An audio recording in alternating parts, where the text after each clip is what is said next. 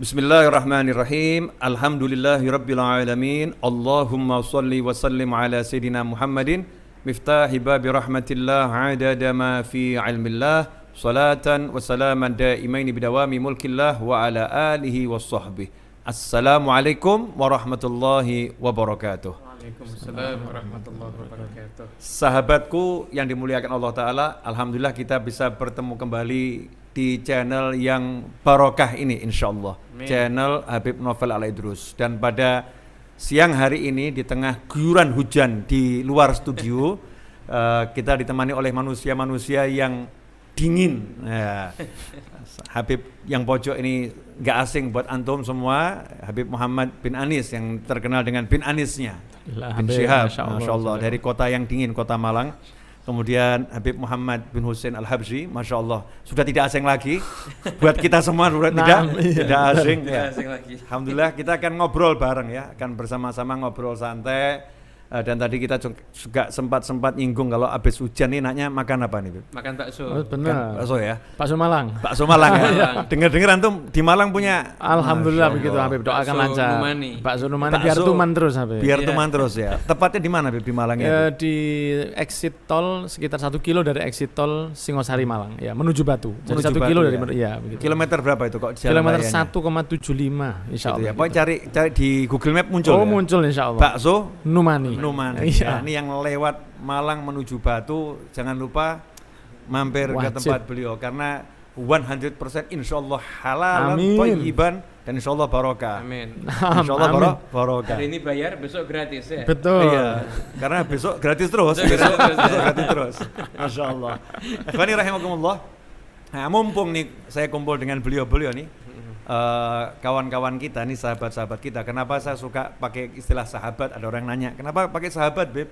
Karena dulu Nabi SAW paling suka nyebut kawannya dengan sahabat, ashabi, ya sahabat-sahabatku. Buat saya itu panggilan yang paling mulia. Dan kaum sufi, orang-orang ahlillah, para wali itu nyebut muridnya juga ashabi. Ya, bahkan dengan dalam kitab juga sohibtu fulanan. Ya, saya berteman dengan fulan, meskipun artinya berteman itu suhbah ya, yang betul-betul sempurna. Nah, nanya pada dua Habib yang ganteng-ganteng ini, Masya Allah, saya jadi minder nih ya, karena kelihatan saya di sini paling tua, paling lusuh, paling lungset ya, lungset. Banyak yang nanya gini Habib, dan memang di lapangan terjadi, apa betul toh kalau orang belajar agama, belajar lebih dalam ilmu-ilmu Islam, akibatnya jadi nggak suka sama kehidupan dunia, terus dia meninggalkan dunia, kemudian jadi aktif di masjid, lupa pasar, ya, aktif di masjid, malas ke kantor, ya. Atau kalau orangnya tadinya ahli belajar hukum sholat, hukum fikih, ya, hukum puasa, setelah kenal dengan yang lebih mendalam, belajar ilmu ihsan atau tasawuf, sehingga jadi malas belajar ilmu sholat, ilmu puasa. Ini yang tersebar di masyarakat, kadang ya muncul hal yang semacam itu. Nah, sebetulnya seperti apa? Kita mulai dulu dari yang Jawa Timur ya, dari timur ya. Kita ke tengah ya. Baru ke tengah. Baru ke tengah insyaallah. Betul. Okay. Alhamdulillah, Masya Allah, ini sebetulnya pertanyaan yang sebetulnya beliau sendiri bisa jawab Habib ya. Iya. Cuma ini mas'ul a'lam minasail. Naam, betul. Jadi sebenarnya satu pemahaman yang salah dari umat Islam ini biasanya kalau sudah fokus dalam ibadah, karena pekerjaannya itu ditinggal. Padahal kita ketahui sendiri bahwa Rasul itu tidak 24 jam mengajarkan kepada umatnya itu untuk beribadah terus. Kita ketahui cara dakwahnya Rasul, kadang-kadang beliau juga duduk dengan para sahabatnya masak-masak ya. Ada juga Rasul SAW yang ketika datang ke rumah Sayyidatina Fatimah Az-Zahra, kemudian menanyakan kepada beliau, mana menantu saya Sayyidina Ali bin Abi Thalib. Sayyidatina Fatimah mengatakan sedang keluar bekerja. Satu pelajaran bahwa Sayyidina Ali pun calon khalifah itu bekerja, dan dikatakan 3 hari sudah belum pulang. Padahal seorang Sayyidina Ali bin Abi Thalib yang jauh lebih hebat dari kita pun 3 hari tidak pulang. untuk mencari nafkah. Maka Rasul keluar dan mengatakan kalau begitu saya aja yang cari nafkah. Keluar Nabi Muhammad SAW melihat seorang Yahudi yang ada di ujung sumur, kemudian Rasul menawarkan untuk mengambil air dari sumur tersebut dan akhirnya Rasul pun mendapatkan hasil dari menimba air tersebut. Dan kita ketahui bahwa untuk yang halal, seorang yang pernah Isra Mi'raj ke Sidratul Muntaha itu aja mau untuk bekerja, apalagi kita ini yang masih bahasa Inggrisnya itu surga nunut neraka gak katut ya. Masuk surganya ini masih katrolan, dikatrol oleh Nabi Muhammad SAW. Dan itu kok Rasul aja ngajarkan kepada kita bahwa masih bekerja, masih duduk dengan istrinya, masih duduk dengan anak-anaknya, main kuda-kuda atau main seperti onta-ontaan dengan cucunya, sampai para sahabat mengatakan nikmal jamal lukuma. Alangkah indahnya onta kalian berdua wahai Hasan wal Husain. Dan Rasulullah menjawab wa ni'mar raqibani huma. Dan beliau keduanya adalah dua penunggang yang terbaik. Jadi Rasul itu ada waktu untuk bermain untuk anaknya, Rasul untuk kerja juga dan lain sebagainya. Maka kalau kita mau mengatakan ingin ikut sunnah Rasul, ya kita juga ikuti beberapa hal yang ada di situ. Insya Allah kurang lebihnya begitu Habib. Ajib Herkalam. Yang menarik tadi ini ada masak-masakan juga, Mbak. Ini ibu-ibu tertarik nih. Masak-masakan ya. Masak-masak juga nggih. Jadi waktu Rasul SAW didatangi nggih. Tadi sempat antum keluar nggih ini ya. Efek ada baksonya tadi di depan gitu ya. Jadi ingatnya masakan gitu ya. Jadi feelingnya ke sana terus. Apalagi tadi dijamu makan siang di tempat Nabi Novel yang luar biasa seperti itu. Masya Allah. Alhamdulillah. Jadi satu orang datang kepada Nabi, ya Rasulullah ini hadiah kambing untuk antum semua. Ada sekitar 7-8 sahabat di situ. Kemudian Rasul salah satu dari mengatakan Rasul biarkan saya yang menyembelihnya. Satu mengatakan biarkan saya mencari pisaunya. Yang satu mengatakan biar saya yang memotong tulang-tulangnya supaya lebih kecil. Semua sudah mengambil peran di situ, tapi Nabi Muhammad SAW mengatakan ya sudah kalau gitu saya mencari kayu bakarnya. Mereka baru ingat bahwa ya Rasulullah kalau engkau yang mencari lebih baik serahkan saja pada kami. Enggak, kalian ambil posisi kalian biar saya juga cari kayu bakar. Jadi Rasul juga ada momen untuk masak-masak. Tim ya, masuk ke tim memasak ya. Padahal Rasulullah kalau mau main perintah kan bisa. Kurang lebihnya begitu Habib ya. Ajib. Gimana Habib Muhammad? Insyaallah. Tanggapannya apa? Insyaallah. Pertanyaan antum tadi Beb, itu membuka memori. Jadi ada satu pengalaman, kita pernah mau ke bandara salah satu kota, itu mampir dulu sholat Jumat di situ Beb, karena saya terbang hari Jumat. Di situ yang ceramah khutbah ketika itu, ini tidak pernah tidak pernah ingat, ini baru ini keinget. Jadi yang ceramah di situ itu marah-marah. Jadi ternyata itu dosen dari suatu universitas jurusan kedokteran, itu marah-marah karena banyak mahasiswa kedokteran yang sudah semester 5, semester 7, semester 8 udah hampir lulus ini, gara-gara aktif belajar agama, ninggalkan kedokterannya cuma mau ibadah di masjid. Masya Allah. Itu diungkapkan itu dengan marah. Jadi artinya membatasi bentuk kesolehan. Membatasi bentuk kesolehan, hanya mengatakan yang soleh itu yang ke masjid. Nah, ini istilah apa namanya cakep. Saya baru dengar ya. Membatasi bentuk kesolehan. Ya. Jadi kesolehan itu kalau di masjid soleh gitu ya. Ya, soleh itu ya semua profesi bisa jadi orang soleh. Betul. Tapi sekarang ada orang yang membatasi bentuk kesolehan. Ya, jadi soleh itu hanya diukur dengan ibadah-ibadah yang sifatnya mahdhoh, intinya begitu, ke masjid, iktikaf, sholat, puasa dan lain sebagainya. Padahal kalau kita lihat tadi sudah disebutkan juga sama Nabi Muhammad bin Anis, bahwasanya Nabi Muhammad SAW itu berdagang. Bahkan tadi kan beliau menawarkan jasa kan. Menawarkan jasa. Bahkan kadang-kadang dagangnya Nabi itu dagang kadang sama orang Yahudi. Kan akhirnya jadi dalil untuk ulama fikih bahwasanya kita muamalah dengan orang yang beda agama itu nggak apa-apa. Nggak ada masalah. Jadi muamalah dengan orang yang beda agama boleh.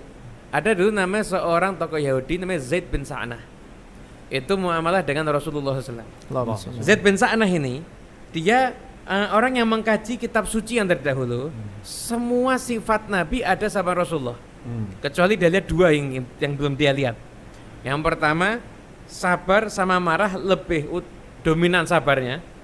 Yang kedua, semakin orang kurang ajar, maka Nabi Muhammad semakin baik, semakin terpelajar. Semakin orang biadab, beliau semakin beradab. Ini belum beliau lihat. Akhirnya beliau dekati Nabi dan bisa dekat sama Nabi. bisa dekat sama Nabi. Jadi ya ngobrol mungkin sama Rasulullah sampai akhirnya dagang sama Nabi. Jadi dia beli kurma sama Rasulullah, tapi uangnya dulu. Nah, sama Zaid dikasihkan uangnya. Nanti Nabi Muhammad SAW akan ngasih kurma, katakanlah mungkin 100 kilo pada tanggal, katakanlah tanggal 30 gitu ya, 30 gitu. Dah perjanjian dan syariat, ada saksi dan lain sebagainya. Berlalu waktu kurang 2 hari, berarti kan belum saatnya, belum waktunya. Zaid bin Sa'anah ini datang mendatangi Rasulullah SAW. Memang mau ngetes ya. Dia langsung pasang muka serem, langsung baju Nabi itu dipegang, ditarik begini. Setelah itu dia marah-marah. Muhammad, mana barang saya? Kamu ini nunda-nunda bayar utang dan lain sebagainya seperti itu. Saya tidak pernah tahu nih keturunan Abdul Muthalib kok seperti ini. Kakeknya dibawa-bawa. Ini kata ini menurut dia, kalau dibeginikan tidak marah, ya Nabi berarti. Nabi belum sempat marah, sahabat sudah marah. Sayyidina Umar sudah marah duluan. Sayyidina Umar berdiri. Zaid, kalau nggak ada perjanjian nih antara kita, ya sudah saya penggal leher kamu ini. Nabi dengan santai mengatakan sama Sayyidina Umar, Umar, kita tidak perlu itu. Kita perlunya kamu nasihati dia kalau nagih yang benar, kamu nasihati saya kalau bayar yang benar.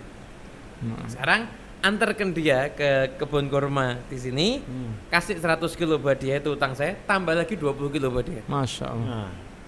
Nah, Sayyidina Umar sudah sama ya sebel ya. Nggak kepengen antar, pengennya yang tadi itu.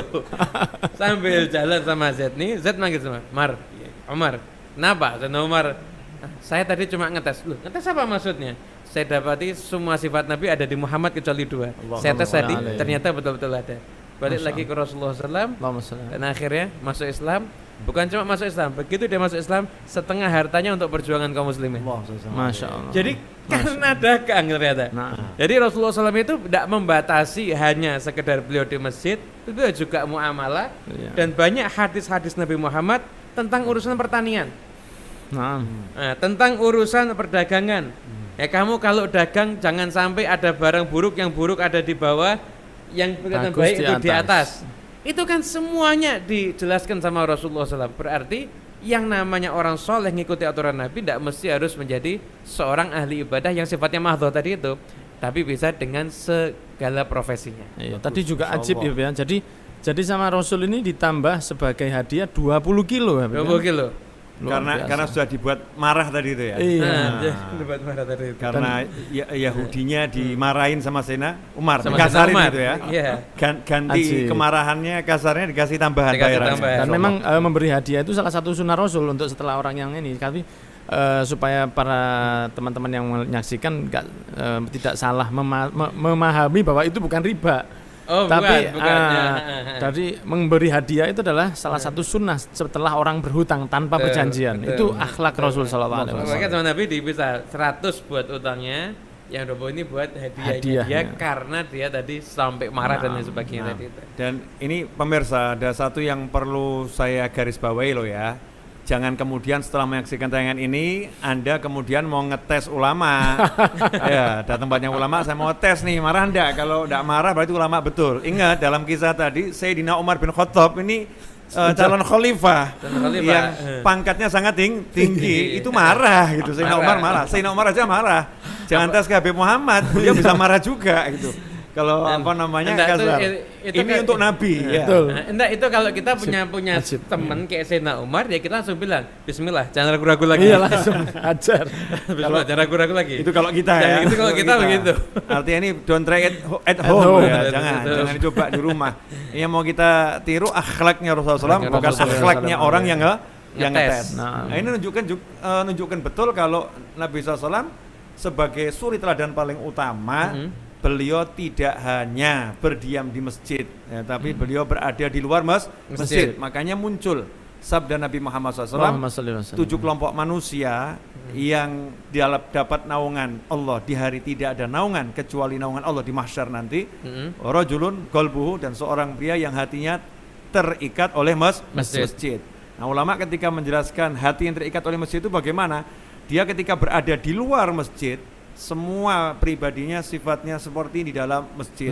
Langkahnya lemah lembut, ucapannya baik, Masya kemudian tidak memikirkan dunia walaupun di luar masjid yang dipikirkan akhirat dan seterusnya dan seterusnya. Ini menunjukkan berarti memang kegiatan di luar masjid ini sangat dianjurkan sama seperti kegiatan di dalam masjid. Jadi seperti ketika kehidupannya sehari-hari seperti di masjid. Nah, Masya Allah. itu namanya terikat dengan masjid. Subhanallah. Saya teringat pemirsa, ini Habib Muhammad ini kakeknya nggak asing buat kita semua. Ya, kakeknya nggak asing buat kita semua. Habib Muhammad Anis ya bin Alwi Al-Habsyi, yang namanya kalau digabungkan Habib Muhammad Malang ini punya ayah namanya Habib Anis, jadi Muhammad bin Anis. Ya. Sementara Habib Anis namanya Muhammad Anis. Nah, Habib Muhammad Anis atau Habib Anis Solo rahimahullah, itu beliau kita kenal sebagai ulama besar, ya tokoh panutan, panutan. Tapi beliau dedikasinya dalam berbisnis luar biasa, bekerja luar biasa. Saya tahu persis bagaimana beliau buat toko di samping masjidnya. Ya, buat toko di samping masjidnya. Bahkan ketika dulu waktu ngobrol-ngobrol dengan saya, sempat mengatakan saya termasuk orang yang pertama buat toko di Klewer. Masya Allah. Dari orang Pasar Liwon, orang pertama buka toko di Klewer. Gitu. Dikasih nama Punokawan. Tokonya dikasih nama Punokawan. Semar Gareng Petro Bagong. Itu Habib Anis ya? Habib Anis. Jadi beliau ke pasar, ya ke pasar. Beliau ke mall, beliau ke mall untuk belanja dan beli barang-barang kebutuhan. Kemudian beliau kulaan barangnya sendiri untuk dijual di tokonya. Dan setiap pagi jam 8, jam 9, jam 10 istiqomah itu duduk di tokonya, dan ba'dal asar ya istiqomah duduk di tokonya. Allah. Sehingga kalau mau ketemu Habib Anis itu paling mudah di tokonya. Masya Allah. Insya Allah pasti ketemu sama Habib Anis itu. Saat itu ya demikian. Bahkan di akhir umurnya yang saya sangat ingat betul, Habib Muhammad waktu itu ingat enggak ya yang pas episode ini. Jadi Habib Anis kan baru selesai bangun perluasan Masjid Riyadh. Ya, di depan itu ada ruko-ruko, ada toko-toko. Kemudian beliau bilang bulan Ramadan tuh beliau lagi sakit dan menurut dokter sakitnya stroke. Ya, di antara sakitnya stroke. Beliau tidak bisa berbicara, tapi bisa memberikan isyarat. Satu-satunya kalimat yang beliau bisa sampaikan dengan lantang saat itu adalah Allahu Allah, Allahu Allah, ya dzal jalali wal ikram. Allahu Allah, Allahu Allah, mitna ala dinil Islam. Kalau itu bisa beliau. Subhanallah. Qasidah itu doa untuk meninggal husnul khotimah sebagai muslim itu keluar dari lisannya bisa. Selain itu nunjuk isyarat. Dengan isyarat. Dalam kondisi seperti itu bulan Ramadan, Habib Anis itu berniat membuka toko baru. Masya Allah. Di ruko itu. Ya, buka toko baru, kemudian beliau minta agar kurma disusun di situ ya. Susunan kurma, kemudian beliau duduk di depan nunggu siapa yang akan beli. Ya Rob. Nah, itu berdagang ya. Padahal sudah dalam keadaan yang sudah seperti itu. Seperti itu, dari akhir usia itu. Bulan Syawal tanggal 14 beliau wafat. Karena termasuk ikut nyusun, Beb, itu, Beb. Ikut nyusun atau ikut makan? Ini apa? Peci taruh di sini, nanti baju koko taruh di sini, ikut nyusun di situ. Ikut nyusun kan ya? Ikut nyusun dan ikut makan mungkin. Masyaallah. Kemudian duduk di situ, ya nunggu pembeli. Itu Habib Anis. Dan ada salah satu orang yang pernah ngenger kalau kata orang Jawa ya, orang Solo ngenger. Kalau bahasa pesantren khidmah. Ya, itu namanya Ustadz Ahmad Baydhawi. Ya, di Sukoharjo sekarang beliau. Itu Ustadz Ahmad Baydhawi ini katib juga. Biasa nulis ya di masjid ya, jadi katib. Jadi tulisan khotnya bagus. Khotnya bagus. Ya, khidmah. Kalau mohol tuh dulu yang bersihkan kipas angin tuh beliau di antaranya. Nah, pernah dikasih nasihat sama Habib Anis. Itu nasihat itu buat saya indah sekali. Ya, indah sekali. Bekerjalah. Kalau kamu bekerja nanti kamu akan lebih ikhlas. Bekerjalah, nanti kalau kamu bekerja kamu akan lebih ikhlas dalam ibadah, dalam dakwah kamu akan lebih ikhlas. Dulu saya bingung ya apa kaitannya bekerja sama ikhlas. Ternyata betul. Setelah kita bekerja itu kita nggak akan bergantung sama pemberian orang, Betul. nggak akan mengharapkan orang. Walaupun kita nggak tahu dapatnya berapa, tapi kita akan berjuang sendiri. Benar. Ya, jadi Itu sekarang- itu nasihat yang luar biasa Masya Allah. kepada Ustadz Ahmad Baidowi ya. Ustaz Ahmad Baidowi. Nah, ini Itu Habib dulu Habib kan sezaman nih Habib Abu Bakar bin Muhammad Segaf Gresik. Kemudian Habib Ja'far bin Syekhon Basurani kan sezaman. Itu dagang gitu, Habib. Aji. Masya Dagang Allah. gitu. Habib Bakar bin Muhammad Segaf. Iya, dagang Habib Ja'far bin Syekhon dagang dan para Habib yang lain itu juga dagang. Dan mereka kalau dagang tuh betul-betul lurus jual barang sekian. Nanti kalau ada yang beli bilang saya beli bil barokah, enggak mau. Saya bukan jual barokah, saya jual barang. Mau beli, enggak mau enggak usah beli, enggak apa-apa. Gentleman ya. Gentleman ya. Kalau karena barokah enggak usah. Nggak usah, Enggak usah, tapi mau beli enggak apa-apa. Karena saya jual betul nih, harganya Karena saya benar. jual betul, harga benar. Barang bagus itu ya. Kadang-kadang ketemu saling beli barang, ini beli barangnya bulan, beli barangnya yang ini. Masya Allah. Masya Jadi Allah. salah satu gurunya Habib Anis itu Habib Ahmad bin Husain ya. Al-Atas. Al-Atas, Ahmad bin Husain ya. Al-Atas di Solo. Kemudian pindah lagi ke Hadramut di akhir usianya. Itu reparasi jam. Reparasi jam. Ahli reparasi jam. Masya Allah. Jam tangan, jam ini ahli reparasi jam. Oke. Habib Anis sempat mengatakan saya dapat ilmu dunia akhirat dari guru saya yang satu ini. Allah. Allah. Itu kalau selesai buka reparasinya atau tidak ada pasien yang harus reparasi, jam tertentu itu baca kitab sama muridnya. Waktu baca kitab, waktu reparasi, reparasi. Jadi semua karena kembali ke manajemen waktu. Ya. Karena waktu bukan hanya untuk satu jenis ibadah, setiap perjalanan waktu itu ada hikmah-hikmah tertentu. Oke. Makanya sangat aneh kalau sampai tadi ada mahasiswa oknum mahasiswa, ya, semester sekian kok kemudian dia tinggalkan kuliahnya karena alasannya mau Untuk ibadah. Berarti dia menganggap selama ini dia lagi nggak ibadah gitu. Iya, ya. benar. Masya Allah. Itu yang antum katakan tadi membatasi bentuk kesolehan Kesolehan. tadi itu termasuk seperti itu. Ajib istilah baru. Baru. Masya Allah. Ini perlu dibuat hashtag ya, Beb ya. Enggak, ada harus dihak ciptakan ini. Masya Allah. Nggak bisa dengan hashtag ini ya. Oh, zaman hak cipta nih sekarang ini ya. Masya Allah. Alhamdulillah. Antum Habib apa yang mau ditambahkan? Iya, tadi saya dengar antum Sambil anak mengatakan ini Beb, ini iya. wedang jahe madu yang Masya Allah. Masya Allah. Saya sebenarnya dari tadi mau minum Tidak cuma apa-apa, Beb, seruput-seruput. Enggak apa-apa, boleh. jadi apa namanya itu juga yang dilakukan ayah saya dulu ya. Saya lihat ayah saya. Jadi banyak orang manggil saya ini Habib Anis, padahal sebetulnya saya itu Muhammad. Ayah saya namanya Ahmad Anis. Ayah saya itu kalau waktu seringnya itu malam Habib ya. Jadi malam itu dipakai untuk pengajian sampai kurang lebih jam 12, jam 1 malam dan tempat-tempat yang didatangi oleh ayah saya itu adalah tempat-tempat yang sangat terbelakang sendiri, pelosok banget ya. Jadi jalan-jalan masih belum diaspal, kemudian orang-orang yang sangat sederhana. Namun kalau sudah pagi hari itu pakai celana ya saya dulu. Pakai celana, pakai sabuk, pakai sepatu yang menggilap itu ya, menggilap, kemudian pakai baju yang rapi, enggak pakai kopiah, disisir rambut yang pakai minyak rambut ke pabriknya untuk produksi sarung. Dan itu dilakukan kurang lebih sampai usianya sekitar 65 tahun.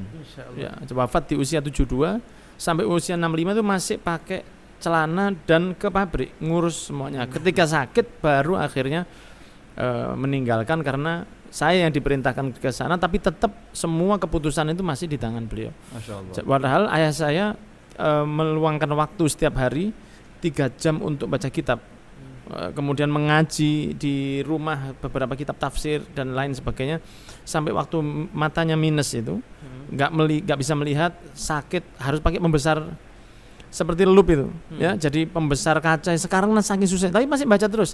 Tapi di saat seperti itu tetap kerjanya luar biasa. Jadi memang sangat salah kalau merasa bahwa kerja itu salah satu bentuk tidak soleh atau merasakan bahwa itu bukan ibadah. Karena sedangkan Nabi Muhammad SAW juga seperti itu konotasinya. Saya jadi ingat ini, kembali lagi ke Habib Anis ini. Okay. Karena saya kumpul dengan Muhammad bin Anis itu ya. Iya. Dan Muhammad cucunya Habib Anis. Antum menantunya Habib. Masya Allah. Jadi guru sekumpul, guru Zeni. Ya, guru sekumpul. Ini cerita saya dengar langsung dari sekumpul rekaman kaset. Waktu rombongan Solo berangkat ke Martapura. Iya. Kemudian ketemu guru sekumpul, guru Zeni ya. Kita lebih suka nyebutnya orang-orang kan guru sekumpul. guru sekumpul gitu. Yeah. Lebih masyhur dengan julukan itu. Beliau kinasehatin orang-orang Banjar yang tim hadroh yang ada di Solo. Jadi orang Banjar Solo tim hadroh yang dibawa juga sama Habib Anis untuk berangkat ke Martapura, rombongan itu. Dinasehatin sama Guru Zaini. Guru Zaini mengatakan, kamu jangan kira Habib Anis ini wali biasa. Ini wali besar. Cuman pandai menyembunyikan diri. Nah, terus Guru Zaini ngutip kisahnya. Saya setelah Solo banjir, setahun kemudian, jadi tahun 66 ya. Tahun 66 itu ke Solo lewat Surabaya dengan menyimpan di hati satu permasalahan. Cari jawabannya kemana gak ketemu, niat ke Solo ke tempat Habib Anis mau minta nasihat untuk masalahnya, sama minta ijazah Maulid Simtud Duror. Berangkat. Nah, singkat cerita nih, sampai di Solo tanya Masjid Riyad di mana, ketemu Masjid Riyad. Waktu itu menjelang maghrib. Menjelang maghrib di gangnya Masjid Riyad itu, lorong menuju bagian zawiyah Masjid Riyad, menuju rumahnya Habib Anis itu, lewat situ masuknya. Nah, ketemu dengan seorang naik Vespa, pakai baju lengan pendek, naik Vespa, pakai celana panjang. Ya, kemudian waktu itu pakai helm atau pakai topi, saya lupa kisahnya ya. Dilihat siapa orang ini. Setelah itu Guru Zaini tadi, guru sekumpul masuk ke Masjid Riyad, nunggu sholat maghrib. Nah, ketika sholat maghrib, guru sekumpul kaget karena yang dilihat tadi naik Vespa, pakai celana panjang, ya pakai baju lengan pendek tadi, ternyata waktu ngimami pakai imamah, pakai imamah, pakai sarung, baju lengan panjang putih ya. Imamah, ternyata itu Habib Anis gitu ya. Ternyata itu Habib Anis. Jadi beliau ketika ke pasar ya pakai pakaiannya orang ke pasar. Bahkan Habib Anis itu dulu kalau pergi keluar kota pakai celana panjang. Kalau terbang naik pesawat celana panjang. Masya Allah. Nah, di akhir umurnya ya berubah pakai sarung. Ditanya sama orang-orang, Habib kenapa sekarang kau pakai sarung? Nggak pakai celana panjang. Ternyata rahasianya di sini. Beliau pakai celana panjang selama istrinya almarhumah ya masih hidup. Begitu istrinya wafat, beliau tidak pakai celana panjang lagi, sarungan terus. Nah, ditanya sama orang-orang, kenapa sekarang sarungan? Jawabannya, nah, untuk siapa lagi saya pakai celana panjang? Allah, istimewa. Untuk siapa lagi saya pakai celana panjang? Gitu. Wah, beda banget sama kita. Artinya menempatkan sesuatu pada tempatnya. Ada sufi. Sufi, orang paham agama itu ya al-hakim yang bijaksana, yang bisa menempatkan dirinya di situasi apapun sesuai ilmu syariat. Ya sesuai ilmu syariat. Dan sekarang enggak. Jadi belajar agama kemudian meninggalkan orang tuanya. Ini. Ya ada kan belajar agama meninggalkan orang tuanya. Cari ilmu meninggalkan suaminya. Ya, cari ilmu sunnah bukan ilmu wajib ya. Iya. Mau hadir sholawatan, ya, bagus hadir sholawatan. Benar. Hadir maulid bagus. Tapi menemani suami di rumah ini lebih wajib. Jadi kalau suaminya bilang kamu di rumah, kan seharusnya dia tetap di rumah, nggak keluar, kecuali belajar ilmu fardu yang suaminya nggak bisa ngajarin, itu lain masalah. Ini fenomena Habib di masyarakat nih, anak-anak muda kalau nggak dijelaskan nanti ada yang alergi sama agama, takutnya gitu. Iya. Wah, saya kalau belajar ilmu agama berarti nggak boleh. Kejar orang fanatik. Betul, dianggap penting fanatik. Loh ada ini ibu-ibu yang bilang ke anaknya, hati-hati loh ya, jangan belajar agama dalam-dalam. Oh, masya Allah. Berat. Jangan belajar agama dalam nanti kamu nggak suka dunia. Oh, masya Allah. Habib Novel suka sama dunia. Kita semua suka sama dunia. Karena Rasul mengajarkan doa Rabbana atina fid dunya hasanah. Kemudian wa khairu mata'iha al-mar'atu salihah. Dunia mata. Saya enggak nyangka kalau larinya ke sana, Beb. Masyaallah. Artinya ada kenikmatan dunia yang bisa dinikmati. Atib ya, wewangian, bagian daripada dunia. Indahan dunia. Terus kalau juga Rasul sendiri dulu waktu ngajak Rukana masuk Islam, kan tidak dinasihati dengan dalil atau yang lain, diajak gulat sama Rasul.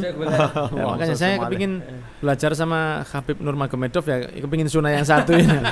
Jadi dari sport yang dilakukan Rasul itu, maka kalau kita niatkan sport meniru olahraga yang dilakukan Rasul, misalnya kita main futsal, main basket, atau olahraga panahan, berkuda, renang, yang tidak melanggar syariat itu adalah sesuatu yang sifatnya juga ibadah. Kan rata-rata anak muda sekarang kan lebih baik begitu menghabiskan waktunya selain ibadah ya. Kemudian mungkin di kuliahnya, anak muda yang menghabiskan waktunya untuk sport itu sangat mengurangi libido yang ada di diri mereka yang tidak bisa disalurkan kepada satu yang halal. Saya dulu waktu masih Pernah pelaku ya Beb? Iya. Masya Allah. Jadi pengalaman pribadi. Jadi saya dulu alhamdulillah mulai tahun 2096 ya sampai 2002 mungkin sekitar 6 tahun saya ikut klub Bima Sakti Malang, dan saya baru sadar sekarang ya, karena waktu dulu kita nggak kepikiran untuk pacaran dan lain sebagainya karena badan kita itu setiap hari hancur. Kita kena fisik, kita kena latihan, kadang-kadang sehari latihan 3 kali. Jadi fisik untuk mikir yang enggak itu tertahan dengan fisik yang sudah capek karena olahraga. Tapi memang katakan pengalihan ke olahraga itu memang harus benar-benar maksimal. Jadi Rasul pun berolahraga gitu juga. Kalau menikmati olahraga itu untuk yang baik, saya rasa juga sangat. Ada ulama yang ngasih nasihat itu di antara fungsi olahraga itu mensyukuri nikmat punya badan sama Allah Ta'ala dikasih bisa olahraga, habis itu sehat. Bener. Mensyukuri nikmat kesehatan tadi dengan cara berolahraga tadi itu. Betul. Ayahnya Habib Muhammad, Habib Hussein, semoga Allah panjangkan usianya dan saudara-saudara dalam kesehatan, ketaatan beserta keluarga juga. Itu selain beliau aktif ibadah tentunya, tapi mendaki gunung. Pecinta alam ya. Pecinta alam, mendaki gunung. Makanya kalau kita lihat mobil high-S-nya Majlis Ar-Raudhah, nah itu di atasnya ada tulisan nih, santri pecinta alam. Santri pecinta alam. Oh, jadi suka naik gunung. Iya, artinya mendaki gunung ini juga bagian dari ibadah. Betul. Ibadah. Kakek, kalau dulu nenek moyangku seorang pelaut, kita punya lagu kan? Iya. Saya punya lagu juga. Ya, kakekku seorang pendaki. Asik. Karena Rasulullah terima wahyu di Gua Hira. Dan itu susah loh, Beb. Susah zaman itu. Susah itu. Baik Gua Hira atau Gua Thur. Ya. Dua-duanya itu susah. Sekarang kita mungkin kalau ke sana itu mungkin sudah ada anak jalannya. tangganya. Lah waktu itu kan berarti Rasulullah mungkin setengah climbing ya. Jadi Rasulullah begini. Bayangkan Sayyidah Khadijah radhiyallahu anha ketika mau nyamperin Nabi Muhammad SAW. Seperti apa waktu itu ya? Dengan cinta ya, gunung pun ditaklukkan. Ya, dengan cinta, gunung pun ditaklukkan. Indah sekali Habib. Nah, sebagai penutup Habib, kita nggak terasa kita udah bicara 32 menit ini. Alhamdulillah. Nggak terasa ya 32 menit. Habib Muhammad bin Anis ini ada jadwal yang di daerah Muntilan sana. Saya takutnya panitianya nanti marah ini gara-gara Habib Novel dan nanti kita dibuat alasan. Ya, ini terlambat karena ditahan Habib Novel. Iya, pasti. Udah dipersiapkan skenario oleh beliau. Jadi kita sebagai penutup Habib, saya teringat nasihatnya Abu Abbas Al-Mursi radhiyallahu anhu kepada Ibnu Athaillah. Kami ini kalau ada orang datang kepada kami memang ahli ilmu zahir, kita enggak akan bilang tinggalkan ilmumu, enggak. Kalau datang kepada kami mau belajar, dia seorang pengusaha, kita enggak akan pernah tinggalkan usahamu, enggak. Kalau datang dia seorang karyawan, kita enggak akan bilang kamu enggak usah jadi karyawan lah lagi. Tapi kita akan tempatkan dia sesuai kewajibannya. Kalau kamu jadi karyawan, kewajibanmu apa di situ? Yang haram apa, yang wajib apa? Itu yang kita beritahukan. Kalau kamu jadi seorang pencari ilmu, kamu harus tahu mana yang wajib buat kamu, mana yang haram, hak-haknya, kewajibannya dijelaskan. Sehingga setiap orang bisa menjadi muslim yang baik di bidangnya masing-masing. Bidang masing-masing. Nah, sebagai penutup nih, Bib, yang mau saya ajak diskusi sedikit, mungkin bisa tambah setengah jam lagi nih. Wallahu a'lam ya. Tentang Sayyidina Umar bin Khattab radhiyallahu anhu dan tetangganya. Kita ingat Sayyidina Umar bin Khattab, Sayyidina Abu Bakar As-Siddiq radhiyallahu anhu, Sayyidina Utsman bin Affan radhiyallahu anhu, semuanya pengusaha. Sayyidina Umar pengusaha. Sayyidina Abu Bakar pengusaha. Sayyidina Utsman pengusaha. Sukses. Nah, Sayyidina Ali saja yang ahlul ilm. Ya, walaupun keluar juga berusaha, tapi beliau ahli ilm. Sampai Rasul mengatakan ana darul hikmah wa ali babuha. Kama qala sallallahu alaihi wasallam. Kita mungkin lebih familiar dengan kalimat ana madinatul ilm wa ali babuha. Tapi dalam berbagai riwayat ana darul hikmah wa ali babuha. Itu kita lihat Sayyidina Umar membuat perjanjian dengan tetangganya. Hari ini saya ke pasar, buka toko, ngecek bisnis di pasar. Kamu yang belajar sama Nabi Muhammad SAW. Allahumma shalli wa sallam. Besok, ya kamu yang ke pasar, saya yang belajar dengan Nabi Muhammad SAW. Allahumma shalli Tiap malam kita ketemu di sini ngobrolkan apa yang kita dapat. Allah. Nah ini keren. Iya. Artinya Kerjanya dapat, cari ilmunya dapat. apa ya, manajemen waktu. Ya manajemen waktu yang handal dari orang-orang pandai mengelola dirinya. Betul. Jadi Habib. waktu di manage luar biasa. Nah, sebetulnya kalau umat ini paham, hidup ini enaknya luar biasa. Jadi muslim kamu nggak harus ninggalin pasar dan jangan tinggalkan pasar. Jadi muslim kamu tetap bisa menjadi pendaki gunung. Allah, Ya, Allah. jadi muslim Allah. kamu masih bisa menjadi pemain sepak bola. bola. Nah. Jadi muslim kamu bisa juga jadi seorang pegulat ya. Jadi muslim ya, kamu juga bisa main hanggar. Anggar betul. Ya, bisa. Jadi muslim kamu bisa jadi ahli bela Bela diri. Jadi muslim kamu juga bisa ahli memasak. Ya, ahli memasak. Jadi muslim tidak membuat profesimu hilang selama itu tidak diharamkan oleh Allah Subhanahu wa taala, tapi jadikan profesi itu sebagai kendaraan menuju surganya masing-masing. Silakan Habib kalau Saya rasa ada cukup Habib. Itu closing closingnya statement-nya. sudah luar biasa. Saya rasa cukup itu. Bagi Yakin, saya Habib, yakin banget. Percaya Habib. Sayang Habib, sayang kalau yang sudah bagus itu dirusak sayang. Ya begitu, bagi saya begitu. Ajib sekali, luar biasa sekali. Cara Sayyidina Umar tadi ya. Naam. Udah. Habib Muhammad yang mau ditambahkan? Enggak, Beb. Cukup tadi, Alhamdulillah. cukup indah. Jazakumullah khairan pemirsa, ini obrolan singkat kami ini mudah-mudahan berkah manfaat. Amin. Nah, Amin. jangan lupa subscribe channel saya Habib Novel Alidrus, channelnya Habib Muhammad bin Ustadz Husain Muhammad Al-Habsyi, Al-Habsyi. namanya channelnya Habib apa Habib? Ustadz Muhammad Al-Habsyi. Nah, dan channelnya Habib Muhammad bin Anis namanya apa Habib? Binanis TV. Bin Anis TV. Bin Anis TV. Masya Allah. Ya nanti ini video akan kami upload di 3 channel ini ya. Insya Allah. Insya Allah Amin, di channel saya, channel beliau, channel Habib Muhammad, dan tolong di share kemanapun. Itu yang pertama. Yang kedua, yang belum langganan channel Habib Novel Alidrus yang belum langganan, ya segera berlangganan channel YouTube Habib Novel Alidrus. Hanya Rp99.900 belum termasuk PPN, dan Anda bisa menikmati banyak tayangan kajian yang kami siapkan khusus untuk pelanggan. Katanya orang Jawa, karena saya tinggal di Solo, Jerbasuki mawa beo. Ya. Iya. Jerbasuki mawa Apal juga. beo. Iya.